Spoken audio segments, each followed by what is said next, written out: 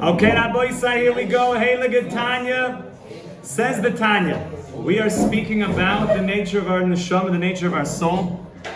And the Tanya says an amazing thing.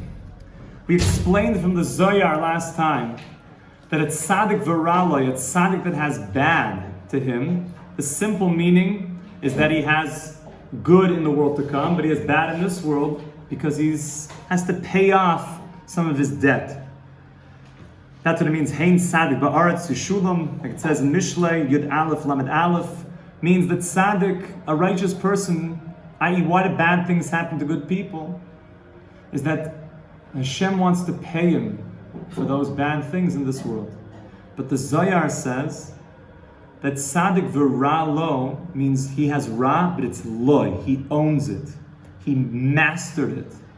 He has ra inside of him, but it has no practical application, doesn't show up in his life, but he hasn't yet rid himself of it, and he has not yet taken that little evil part of him and converted it to good.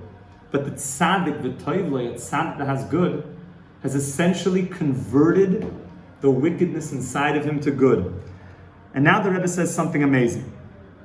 Quotes the Gemara from Brachos. Ube Brachos Seif Perek Test the Brachos. The Gemara Seif Perek Test the Brachos. The end of the 9th Perek in Brachos.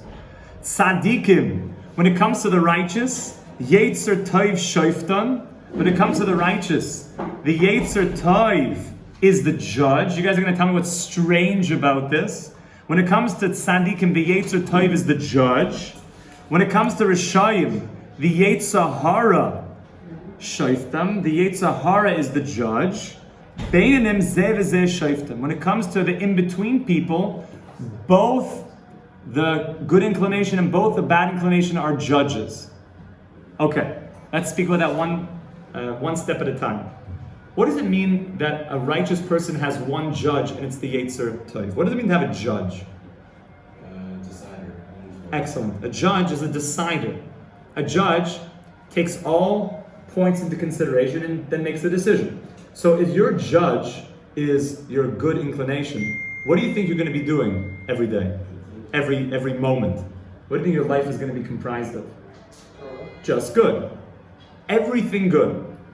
What if a person, God forbid, is wicked and his judge is the evil inclination? What do you think the outcome of his decisions are going to be? Wicked. Every decision, if he only has one judge and the judge is an evil judge, or i.e. somebody's trying to totally coerce him into evil, and that's what he decides, the judge decides that, then he's going to be doing evil all the time. But the interesting category is the Beinani, this in-between category, where he has two judges. Well, excellent. What is the golden rule when it comes to the amount of judges you need to have? You need to have majority. You have to have an odd number. Why? Because if you have two judges and one says innocent and one says guilty, then you haven't gotten very far now, have you? You don't have a decision. You're in a stalemate. So you always need to have an odd number in order to have a majority. And therefore, when it comes to judging, the decision will be made based on the majority. Okay? Baruch Hashem, Trump put an amazing new justice in. Chaz de Hashem. Got a good majority for the good guys. Chaz de Hashem. So, here, the majority, this doesn't seem to be majority when it comes to the Beinani. You just have, it's kind of the classic two shoulders of the good and the bad. How do you make a decision? How do you go forward with the decision? Now I want to just explain something. What does it mean that a righteous always has the good judging it? And what does it mean that the wicked always have the bad? So in order to explain this, we have to basically go into part of your spiritual anatomy, and we're going to pick up at this more as we go through the Tanya. Essentially, like we've mentioned before, you have two souls. You have an animal soul and a godly soul. You don't just have one, you have two. Those two souls are two completely different systems. Your godly soul, you know what it wants? It wants meaning. It wants intimacy. It wants purpose. It wants closeness. It wants relationship. It wants connection. It wants to do things for other people. It wants to have experiences that are higher, that are more profound. It wants mitzvahs. It wants Torah. It wants connection. It wants everything good. It wants long-lasting pleasure. It wants a good marriage. It wants happy children. It wants to be a good father, a good mother, a good son, a good daughter, a good sibling. The godly soul wants to make Hashem's presence known in the world. The godly soul is so powerful, so beautiful, so deep. And the entire motivation is just for depth and connection and for love, compassion, everything good, everything meaningful. That's the godly soul. And the godly soul is inside of you. It's the deepest part of you. And it's crying out all the time, just please, please, go for that meaning. Go for something more profound. Choose a healthy, happy marriage as opposed to the other alternative. So what's the other alternative? The alternative is what the animal soul wants. The animal soul is motivated by short-lasting pleasures. The animal soul is motivated by what's in it for me. How can I be as happy as possible right now? The animal soul is motivated by selfish desires. The animal soul is motivated by how can I just get ahead in life. The animal soul is motivated by how can I just make more money just for myself. How can I have more gains to look good for the girls? The animal soul is motivated by just how can I look good, whereas the godly soul is motivated by how can I be good. The animal soul is motivated by externals, whereas the godly soul is motivated by internal, real connection. The animal soul is motivated by things that will get me prestige, things that will get me honor, things that will move me ahead in life because it's good for me. Whereas the godly soul is in it for what's good for humanity, what's good for Hashem, what's good to move the whole world forward in knowing that Hashem is the one who creates and continues to create the world every second. And we have these two souls. We have these two voices inside of us. But here's the secret, my friends. It's deeper than just two voices. It's really two identities. The animal soul wants to take over your identity. It wants to convince you that you're a person who just wants immediate pleasure and that that's actually going to be the best for you. Bear, what was the animal soul telling you this morning? We did a little exercise when the guys wake up in the morning. What was the voice that comes into your head? He's telling me you need more sleep. You need more sleep. He said you're not ready for the day. You're not ready for the day. Stay in. Stay in. It's going to be good for you to stay in. It's too cold. It's too cold outside. I can't get us so hard. You're really comfortable. You're really comfortable. Come on, you can't do that. And what is the godly soul telling you? Do you know what I can do today? Do you know what the world can be? I can learn so much Torah. I can make so much. I could do a million things that are good, that are meaningful. The animal soul is like, yeah, but it's nice now. It's so good right now. And the godly soul is, you're missing out, Shachris. You're missing out. You know you feel better when you wake up early and you're ahead of the day. And the animal soul is like, but I feel good now. And the godly soul is like, but you'll feel way better for the rest of the day if you wake up early now. But I feel good now. Yeah, but then how many times I have to tell you, animal soul, you'll feel way better for the rest of the day. Besides the fact you'll get all this olam haba and you'll be able to do so much more. Yeah, but I feel good now. So there, we know this interplay. We've felt this interplay. The deeper point that we're going to develop in the Tanya is, it's not just two voices, it's two identities. The animal soul wants to take over your identity. It's like identity theft. You guys ever seen, I'm sure there's movies like that. The guy knocks on the door, it's like at his own house. It's like, he sees his wife and like some of the dude that, his name is Mr. Johnson. He went, hello, can I help you? He's like, I'm Mr. Johnson. This is my house. It's like, I'm Mr. Johnson. Honey, who is that? Nobody. It's like, who am I anymore? I don't even know. So the godly soul and the animal soul are trying to fight for your identity. But I'm telling you now, that don't let that imposter, that animal soul tell you that that's you. It's not you. It's an imposter. The animal soul's an imposter. Don't let him fool you. He's going to try to.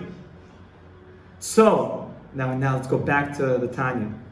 When the Gemara said that the tzaddikim, the Yetzer Tov, is the judge, what does that mean?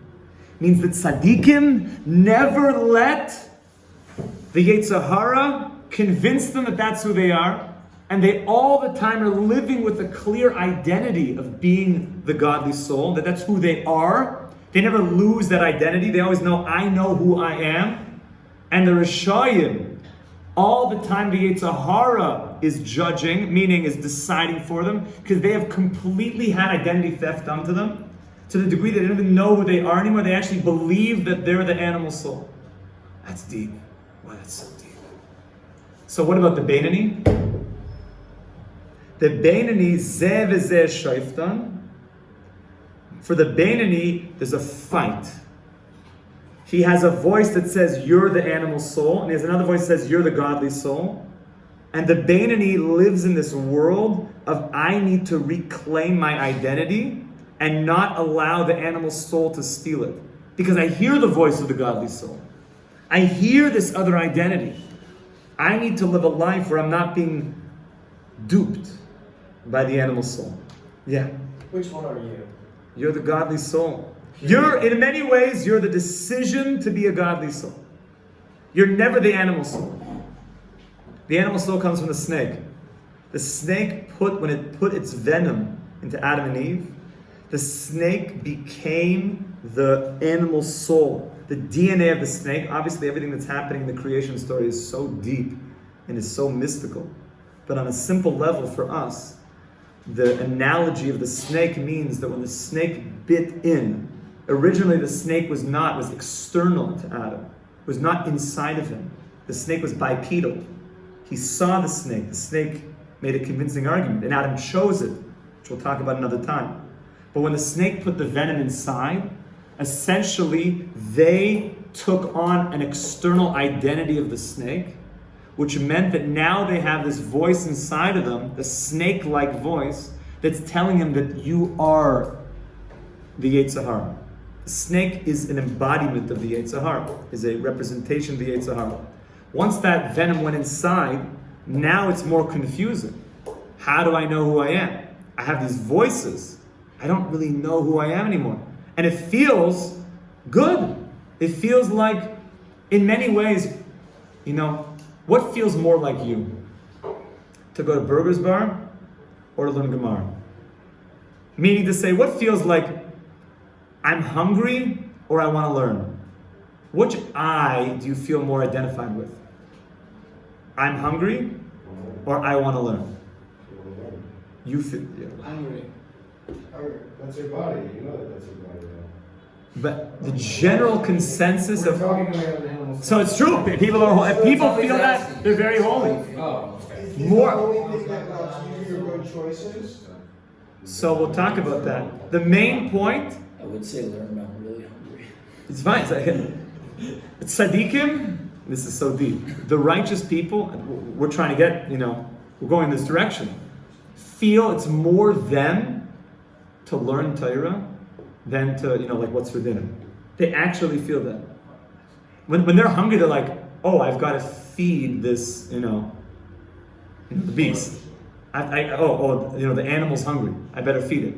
And with good food and healthy food and take care of it, obviously. But it's not like, guys, oh bro, what are you getting for dinner? Oh yeah, I'm so into dinner. I'm so into this place we're going tonight. You coming out? Steak, Wagyu? Oh, I'm so into it. It's my favorite place. It's like, you talk to a guy about Gemara, he's like, think about steak. Which one do you like? What's your favorite place? Oh, my favorite. And the way people talk about food, it's like my favorite place. It's my favorite thing on the menu. Like they say, The phone eats first, boys. The phone eats first. Click. Like the whole world needs to know. About this fleishik in front of me. A bunch of rotting flesh. Because I'm so into this. It's like my cut, it's my thing. What bagel are you? Like what sandwich are you? Because you became somehow a piece of like lettuce, tomato, and whatever. It's like, it identifies me. There's even such a term to be a foodie. I am like identified by food. That's like who I am. I really feel like, I used to hang out with a bunch of people, they called themselves certain fruits and vegetables, some of the hippie chevra. Certain like, which one do you identify with most? Like, it's a whole thing. To really be so into the food that much, you could like different types of foods, but to make that a primary identity, it means that we're living in the world of the animal soul. Because the animal soul wants immediate pleasure, just like an animal. What are animals thinking about all day? When the next meal, procreation. What's in it for this beast, this situation? Even a guy that goes to get gains just because he wants to be gains man, that's the animal soul. But like we wrote inside the gym, a guy who goes to get gains in order to be strong for Hashem, in order to be able to throw his kids up and not hurt his back, in order for a person to be an Eved Hashem in the world, that's wonderful. That's the godly soul speaking. That's godly gains from the godly soul side. There's two ways to do it. Generally, our world, especially now as we get closer to Mashiach, we're getting heavily on the side of the animal soul. The motivations of everything, just feeling good, doing good, whatever you want, just do it. It used to be back in the day that essentially people did things even if they didn't like it. It was more in the culture. My grandfather, Allah Hashem, he was already 11 years old. He started to work and support the family. It was a big family. They didn't have much money. They couldn't send all the kids to university. So all the kids at an early age, he ended up, Baruch Hashem, doing well in the shmata business, like many Jews in during those days in the early 1900s. And he would do anything that had to be done because it was the right thing to do. Even if it felt good, that doesn't matter. There's just stuff you have to do. A lot of the past generations, you speak to them, they're like, yeah, you just do what you have to do. Life is hard and you just get it done. The general energy and the general vibe of the world nowadays is, if I don't want to do it, I just want to do it. Even the way the kids talk back to the elders, there's a feeling of, if it doesn't feel good, or if it's any bit uncomfortable, I'm not doing it. I'm not doing it. Who? If my grandfather here, people speak, we would just slap them. They say, you just get to do what you have to do. But nowadays we have to validate everybody. Everything. Oh, you don't want to do anything? Fine, we validate that. My grandma, you want me to? I'll validate you. Come here, kid. I'll give you some validation. Okay? So as the world has gotten further and further away from Har Sinai, there's a certain, we've become entrenched in the animal soul. Nowadays, just look on the internet. Everything is just immediate. You can't, the old movies? You guys never watched the old movies. The old movies, every scene was long. You guys know what that means? Like long scenes. You show a guy Gone with the Wind nowadays, like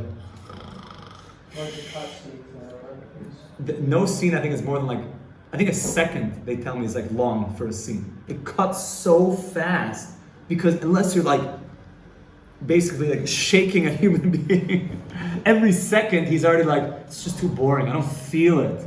It's not moving enough. So that's the world of the animal soul, just stimulation all the time.